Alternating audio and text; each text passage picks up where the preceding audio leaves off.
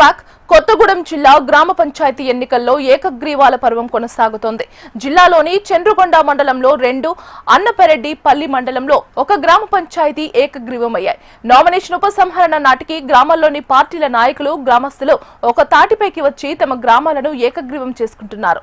బెండలపాడులో కాంగ్రెస్ ప్రభుత్వం ఏర్పడిన తర్వాతే పైలట్ ప్రాజెక్టు కింద ఇందిరమ్మ ఇల్లు మంజూరయ్యాయని గ్రామస్తులు తెలిపారు. గ్రామంలో పలు అభివృద్ధి కార్యక్రమాలు చేపట్టడంతో ఎమ్మెల్యే ఆదినారాయణను గ్రామ సర్పంచ్గా ఎన్నుకున్నామని ప్రజలు వివరించారు. బెండాల్పాడు గ్రామం నందు ఎమ్మెల్యే గారు పైలట్ ప్రాజెక్టు కింద ఎంచుకొని 312 ఇళ్ళు ఇచ్చి దాని సహాయ సహకారాలతో దగ్గరుండి అన్ని పర్యవేక్షించడం వల్ల ఊర్లో ఉన్న గ్రామ ప్రజలందరూ కాంగ్రెస్ ప్రభుత్వము పేద ప్రజలకు న్యాయం చేస్తుందనే ఆలోచన విధానంతో అందరూ ఏకదాటి మీద ప్రతిపక్షాలతో కానివ్వండి, మిత్రపక్షాలతో కానీ కలిసి మాట్లాడుకొని అన్ని కార్యకలాపాలలో కూడా చురుకుగా పాల్గొంటున్నటువంటి బొర్రా సురేష్ గారు వారి సతీమణి గారిని సర్పంచ్గా ఏకగ్రీవం ఎన్నుకున్నారు.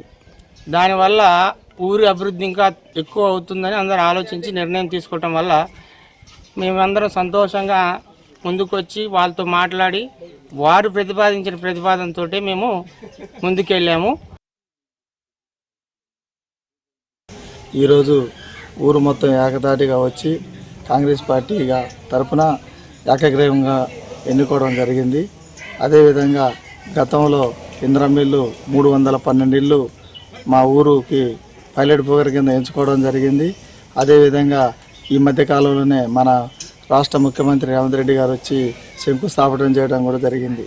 అలా మా ఊరికి సహకరించినటువంటి గృహ నిర్మాణ శాఖ మంత్రివర్యులు పొంగులేటి శ్రీనివాసరెడ్డి గారికి, తుమ్మల నాగేశ్వరరావు గారికి, బట్టి విక్రమార్క గారికి, మా ఎమ్మెల్యే అసరాపేట ఎమ్మెల్యే జారి ఆదినారాయణ గారికి మేము ప్రత్యేకంగా ధన్యవాదాలు తెలుపుతూ వారికి ఎప్పుడూ రుణపడి ఉంటామని చెప్పేసి ఈ వీడియో ద్వారా మీకు తెలియపరుస్తున్నాం.